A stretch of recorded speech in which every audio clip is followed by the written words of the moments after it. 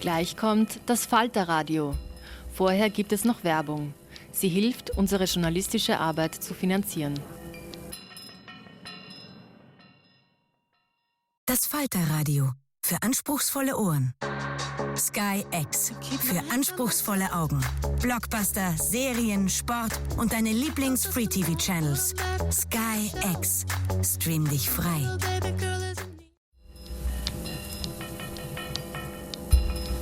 Falterradio, der Podcast mit Raimund Löw. Sehr herzlich willkommen, meine Damen und Herren, zum Falterradio für Samstag, den 23.11.2019. Empört euch, seid Sand im Getriebe. Mit solchen Aufrufen geißelt die Harvard-Professorin Shoshana Zuboff die Datensammlungswut der Internetkonzerne. Zuboff hat den Begriff des Surveillance Capitalism, des Überwachungskapitalismus geprägt. Weltweit ermöglichen Google, Facebook und Co. einen Austausch von Informationen wie nie zuvor in der Menschheitsgeschichte. In China oder jetzt im Iran blockieren die Behörden das Internet, weil sie glauben, dass der Staat die Kontrolle nicht anders behalten kann. Die andere Seite ist der Einfluss der globalen Konzerne im digitalen Zeitalter auf die Öffentlichkeit und die Bürger.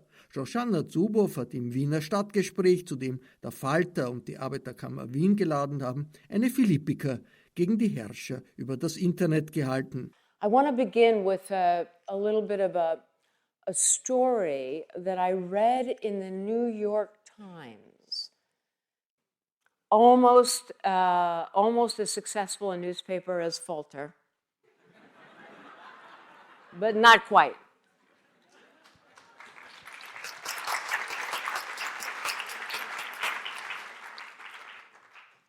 All right, so a New York Times reporter describes an unusually heated debate on privacy at the Federal Trade Commission. You know what the Federal Trade Commission is? This is the federal agency in the United States that has ended up with essentially control over the regulation of commerce on the internet.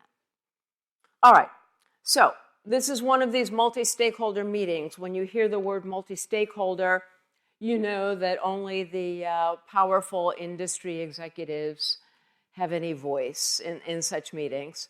But we continue with this idea of multi-stakeholder. So the industry executives, what do they say? Quote, they argued that they were capable of regulating themselves and that government intervention would be costly and counterproductive.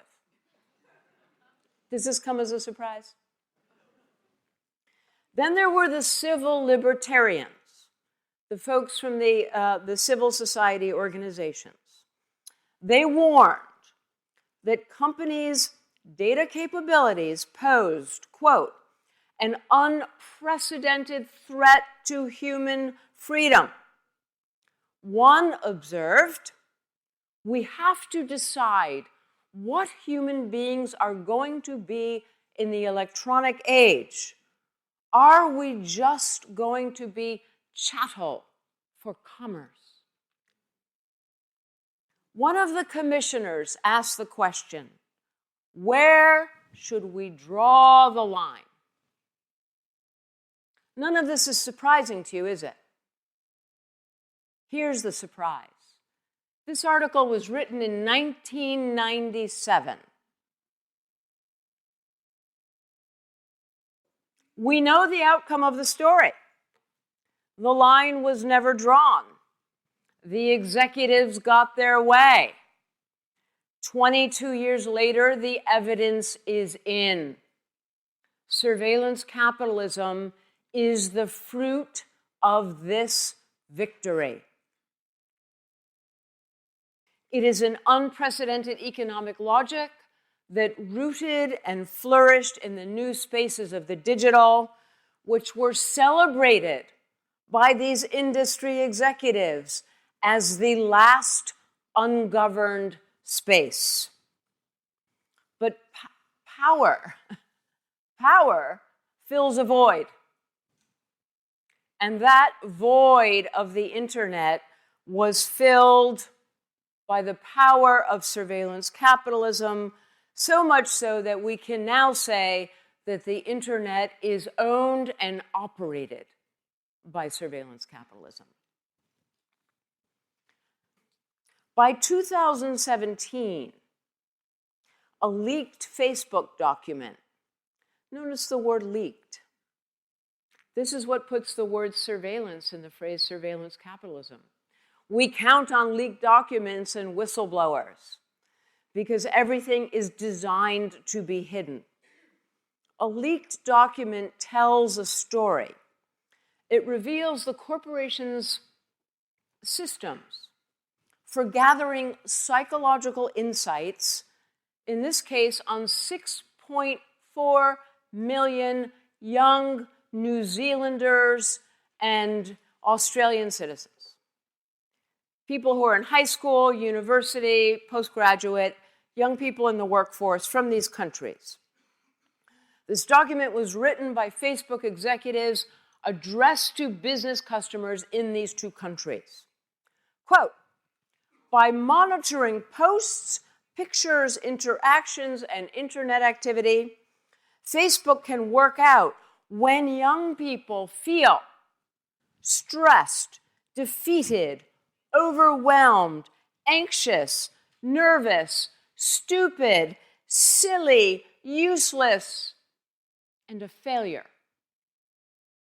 With this depth of information, we know how to pinpoint the exact moment of the day and the exact day in the week when a confidence-boosting message from your company delivered with the correct content and the correct rewards will have maximum opportunity for success.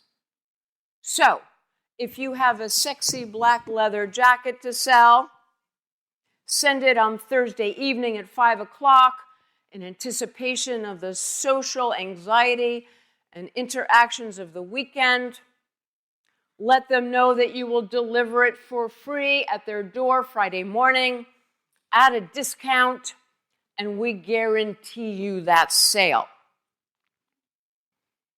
The data are used to match each emotional phrase of content, appropriate ad messaging, with the maximum probability of guaranteed success. Here's the head of Facebook's data science team. This is the first time the world has seen this scale of quality of data about human communications.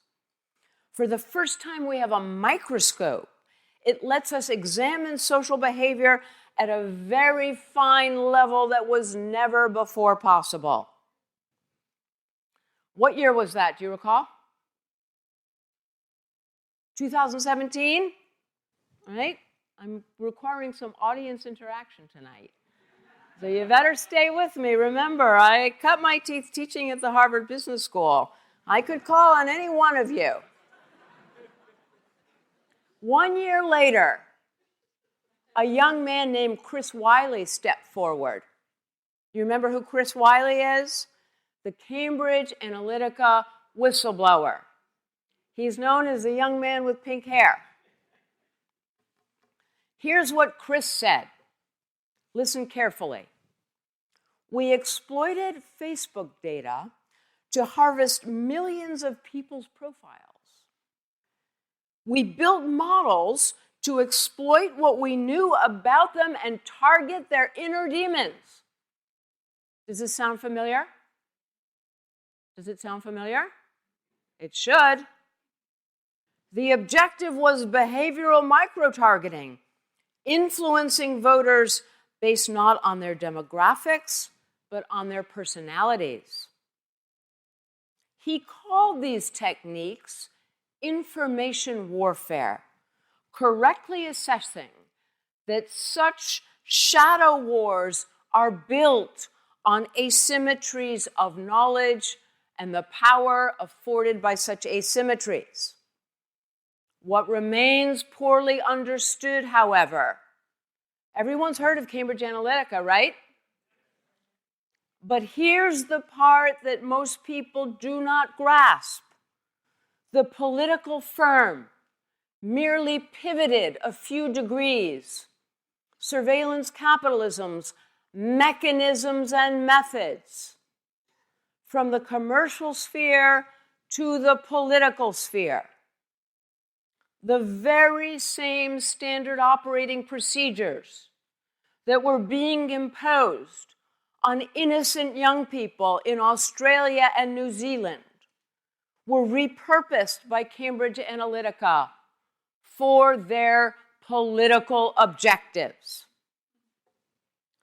In other words, what we have failed to recognize is that surveillance capitalism's illegitimate knowledge to power is best understood as the normalization and institutionalization of information warfare for profit. This is the world that we live in today, my friends. Today. If we want to understand this world, we follow the money. This is about an economic logic. It's not about evil people and their personal machinations to impose their evil plan. This is about an economic logic with systematic economic imperatives. It's iron laws that compel certain forms of corporate behavior. Invented at Google in the year 2000, 2001, in the teeth of financial emergency known as the dot-com bust, the logic of surveillance capitalism works like this.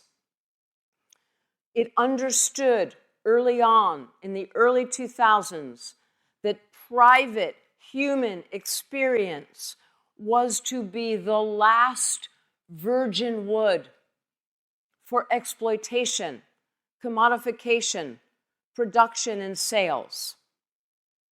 Surveillance capitalism begins with the secret theft of private human experience as a free source of raw material for translation into behavioral data.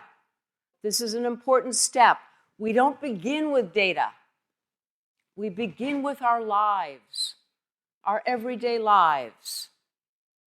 Just as in the case of our health, our bodies now translated into behavioral data, being extracted, being shared, being put to uses that are not under our control. What happens with these behavioral data? They now flow into complex supply chains. And like all supply chains, they are conveyed to factories. But this is a 21st century factory, a computational factory. We call it AI, artificial intelligence, machine intelligence.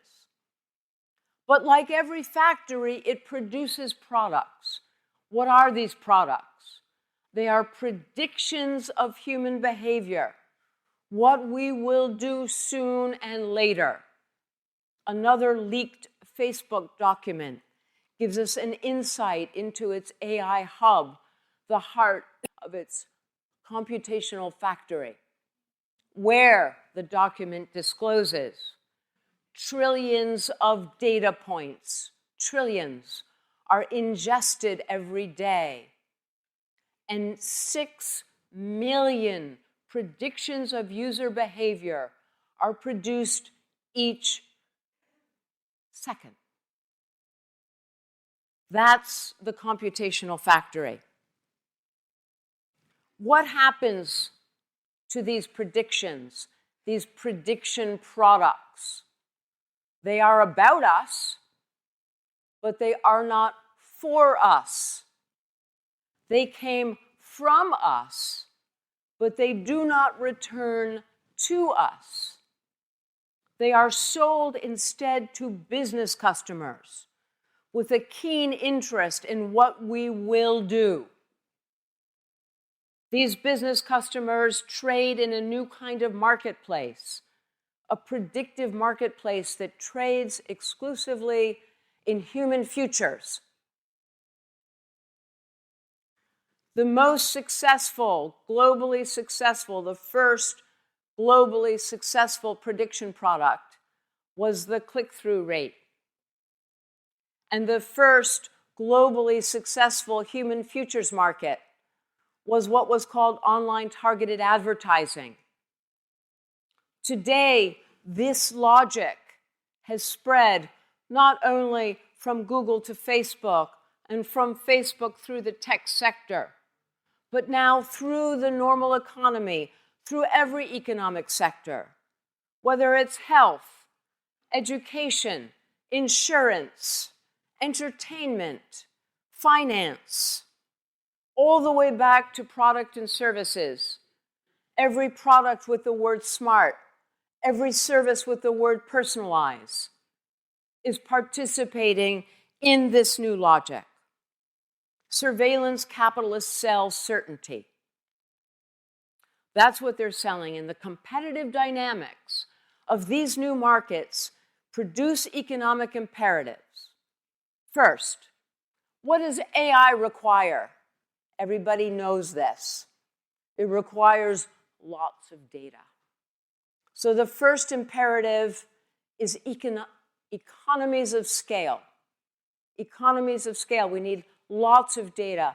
The aim is toward totalities of data. But then competition intensifies. And the discovery is we need not only volumes of data, but also varieties of data, economies of scope.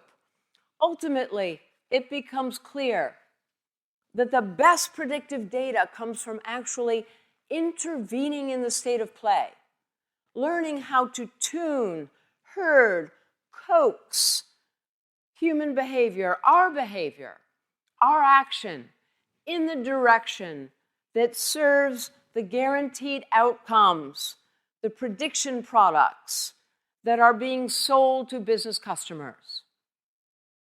When we get into our Q&A, we can talk more about exactly how this new imperative, economies of action, work. But suffice to say for now that this is an example of what data scientists call the shift from monitoring to actuation.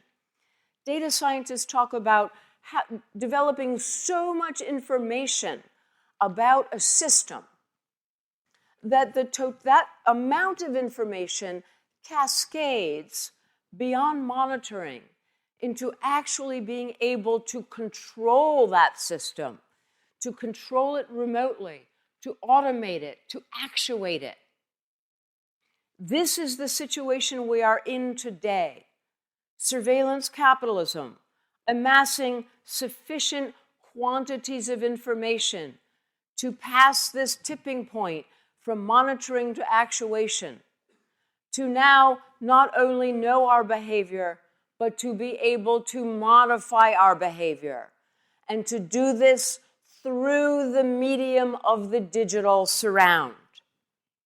The digital is hijacked as a global means of behavioral modification for the sake of these new economies of action and the lucrative predictions that they make possible. So here is where we are. The digital century, our century, was to have been democracy's golden age. Instead, we now enter the third decade of the 21st century, marked by an extreme new form of social inequality. Not democratization, but inequality.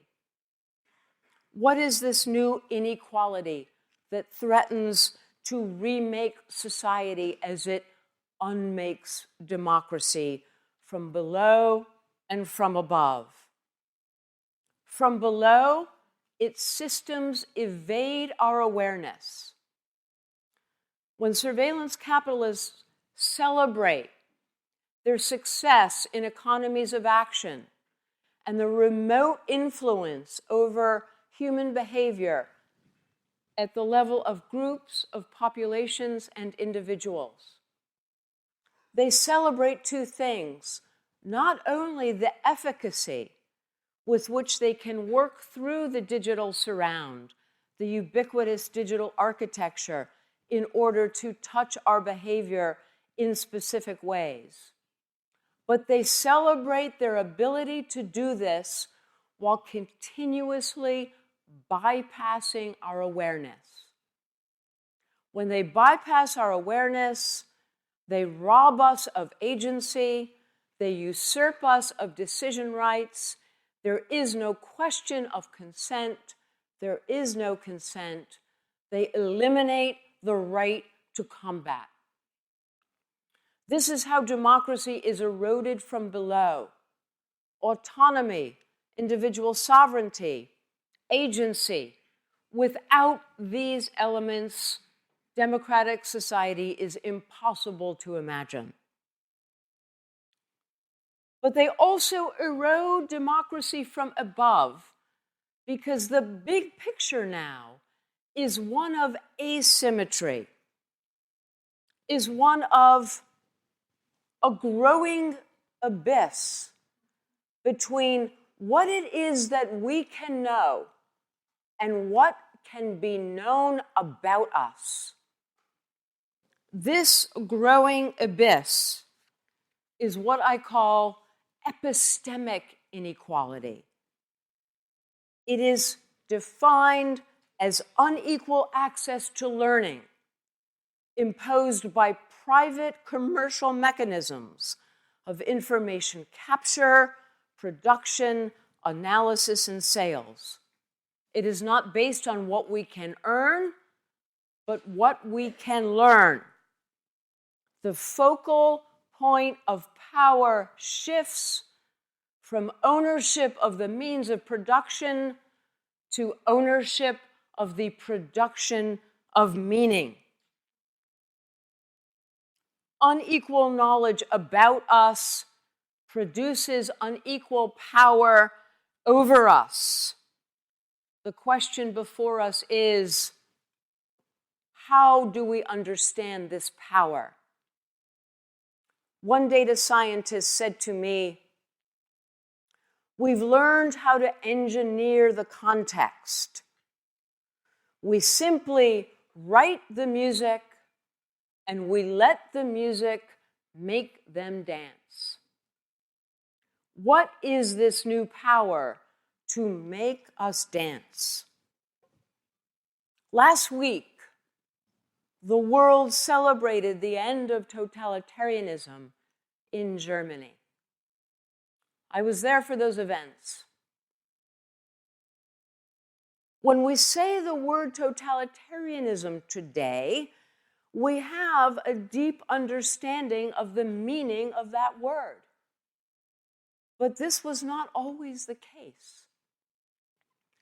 In the 1930s, totalitarianism constituted itself with such sudden ferocity, from Italy to Germany to the Soviet Union, that it defied language and therefore analysis. It was only after the Nazi defeat that the work of naming and analysis began in earnest. Many scholars at that time reflected on this lag. Why was it so hard to grasp the nature of this power while it was unfolding, while it was crashing down on our lives? Robert Conquest, the great historian of Stalinism, he said this: "The actual achievements of totalitarianism were so improbable that it was difficult even for specialists to grasp the truth." Carl Friedrich, one of the great scholars of totalitarianism, who came from Germany to Harvard as a scholar, escaping the Holocaust, he wrote about this problem this way. He said, Totalitarianism burst upon mankind unexpected and unannounced. None of the outstanding scholars in history, in law, in the social sciences discerned what was ahead. To this failure to foresee corresponds a difficulty in comprehending. The point is that totalitarianism literally boggled people's minds because its action was wholly unprecedented. It challenged every civilizational norm, value, and authority. And it was Hannah Arendt, imprisoned for a time in Berlin by the Gestapo in 1933, who first insisted comprehension is the necessary response to power. Her words return to us today with special force, because even as we celebrate the end of that murderous power, we are confronted by a growing and equally unprecedented new species of power that works its will remotely through the medium of digital instrumentation, now repurposed as the means of behavioral modification. Today's challenges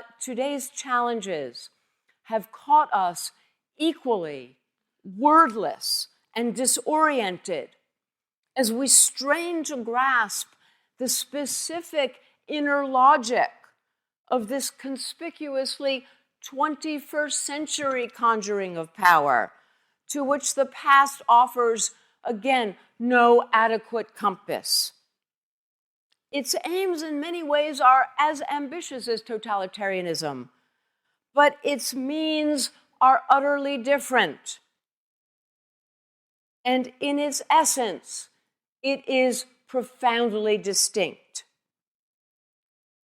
I name this new species of power instrumentarian power because it operates through the means of digital instrumentation. Totalitarianism operated through the means of violence. Instrumentarian power operates through the means of behavioral modification. It does not threaten terror or murder. It has no interest in dragging us to the gulag or the camp. It is trained only on measurable action, only observing what we do and ensuring that we do it in ways that are accessible to its ever-evolving operations of monitoring, datafication, calculation, actuation, modification, and of course, monetization. Instrumentarian power aims for a condition of certainty without terror. The paradox is that because instrumentarian power does not claim our bodies for some grotesque regime of pain or murder, we are prone to undervalue its effects and lower our guard. Under the regime of instrumentarian power, the mental agency and self-possession of autonomous human action are gradually subsumed subsumed beneath a new kind of automaticity, a lived routine of stimulus, reinforcement, response that operates outside of our awareness. In pursuit of this new power, there is endlessly accruing knowledge and control for surveillance capitalists and diminished self-determination for its populations, as we end up without our volition, funding our own domination with the raw material from our experience, now for the purposes of commercial extraction, prediction, and modification. In other words, where did we begin this conversation? Who remembers? In Washington, D.C., in the Federal Trade Commission. And now we can see through this lens that people did become chattel for commerce. The young activist Greta Thunberg put it succinctly. Our house is on fire. Our house is on fire. For Greta, the planet is our house. I want to suggest that global warming is to the planet what surveillance capitalism and its growing, unprecedented instrumentarian power are to society. And if the planet is our house, society is our home. Our house is on fire, but our home is also on fire. This fire in our home is not kindled by the implacable physics of climate catastrophe. This is a different kind of fire. This is a different kind of fire that arises in a human-made logic, not physics. So we're back to the Berlin Wall. Ultimately, what does it teach us? It teaches us that something that is made by humans can be unmade by humans, no matter how bleak that prospect may appear at any given moment. Anything made by humans can be unmade by humans. Surveillance capitalists are rich and powerful, but they are not invulnerable.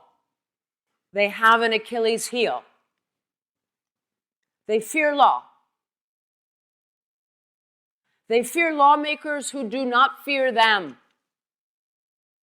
And they fear citizens of democratic societies who insist on a new road forward.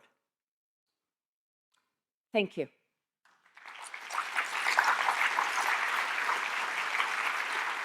Sie hörten die ehemalige Harvard-Professorin Shoshana Zuboff bei ihrer Anklagerede gegen die Herrschaft der digitalen Konzerne beim Wiener Stadtgespräch am 14. November 2019. Zuboffs Buch trägt den Titel »Das Zeitalter des Überwachungskapitalismus«. Die deutsche Ausgabe ist im Campus Verlag erschienen.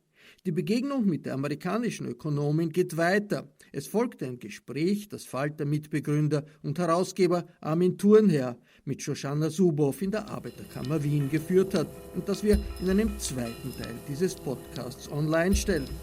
Bei der AK Wien bedanke ich mich jetzt schon für das Audiofile dieser Veranstaltung. Ich verabschiede mich nur kurz. Das folgende Gespräch zwischen Zuboff und Thurnherr sollten Sie sich nicht entgehen lassen. Sie hörten das Falterradio, den Podcast mit Raimund Löw.